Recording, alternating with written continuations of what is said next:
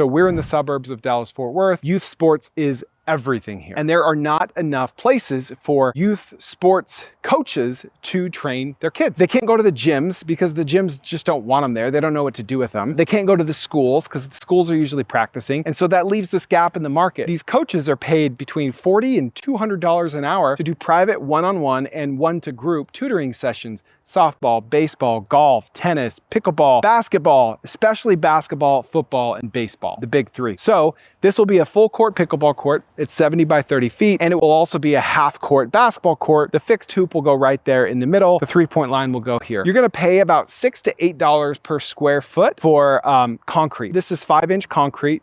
There's rebar, it's got a vapor barrier, it's good to go. This costs about $14,000. After the fencing, which you don't have to have, it's just nicer to have, and the lighting and the hoop and everything, I'm gonna be all in this about $32,000. If I were to have hired a general contractor to find all the subcontractors, it would have cost about $50,000 to $60,000. So one business is to be the general contractor, find the subcontractors, and build sport court. If you go look at Google Trends for sport court searches, they're booming right now. Or if you have some unwanted or unloved land, you can build your own sport court.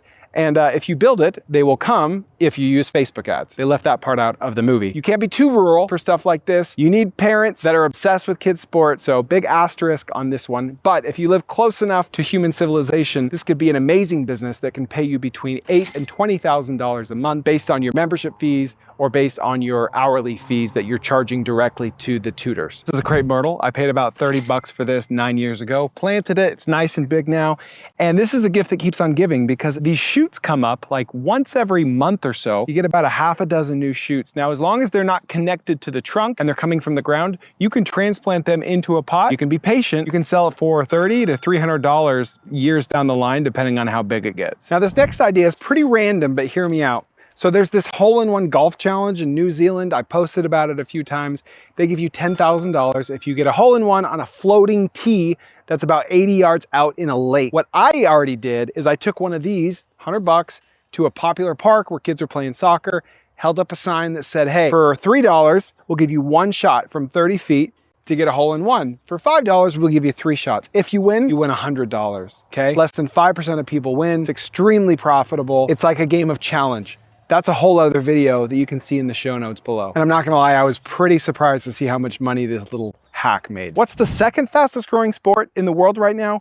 Disc golf. Not pickleball, disc golf. This thing costs 100 bucks on Amazon. I have 2 of them. I'm eventually gonna put a 9-hole disc golf course on this property. Is disc golf super profitable? No, but it's cool. And here's the thing, people will donate to you if you have a disc golf course, or you can charge. Most courses don't charge. You can. What's stopping you? It's cool, it's fun, it's unique. If you build a good reputation for being a good disc golf course, they actually have disc golf vending machines where you can put a vending machine on your property and sell these bad boys for 20 to 30 bucks a pop. Not my favorite business idea, but I think there's a lot to be said for business ideas that are just fun. I have 4 kids between the ages of 9 and 15. They come out here and play. Not everything has to be a cash cow. Now, especially if you have a natural water source like a dug well, what's stopping you from planting a fruit orchard and selling the fruit to farm stands, individually through e-commerce? Did you know the Peach Truck is a $100 million business selling peaches online? My friend Isaac French, I'll link his video in the show notes, planted a 300-tree fruit orchard that provides tens of thousands of pounds of fruit to his community in Central Texas every year. I think he spent about $75,000 total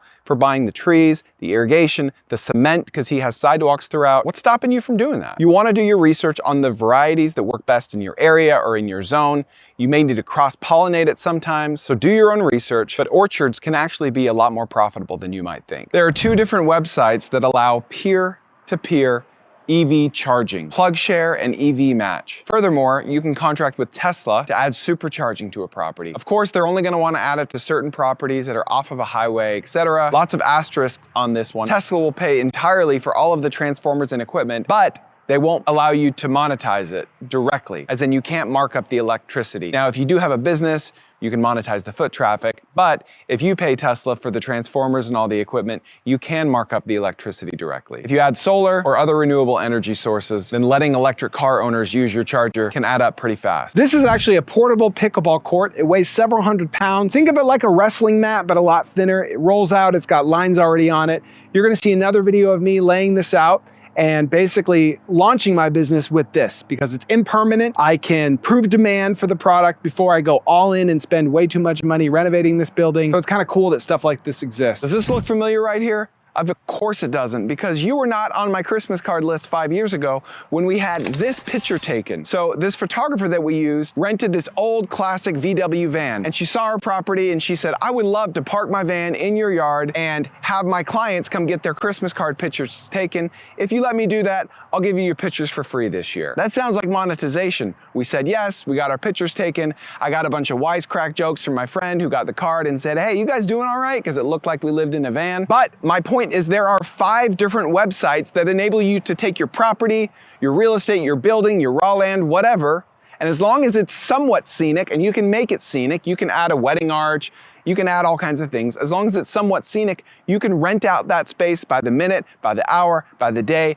to photographers and to videographers. Those 5 websites are Herespace, Gigster, Home Studio List, Scouty, and Avay, A-V-V-A-Y. I'll put them all down in the show notes. Again, much like the side yard car parking, what's stopping you from listing your property on all of those websites, optimizing with keyword-rich descriptions and professional pictures, and just waiting for the bookings to come in? If you buy a parcel of land for $50,000, you can get a 30-year mortgage on that. Your 30-year payment on that is gonna be about $200 to $350 a month, less than your car payment. You can't tell me you can't at least cover that payment with all of these options I'm going over today. There are no more excuses. So you might not know this, but this isn't my real channel. My full channel is linked below or right here.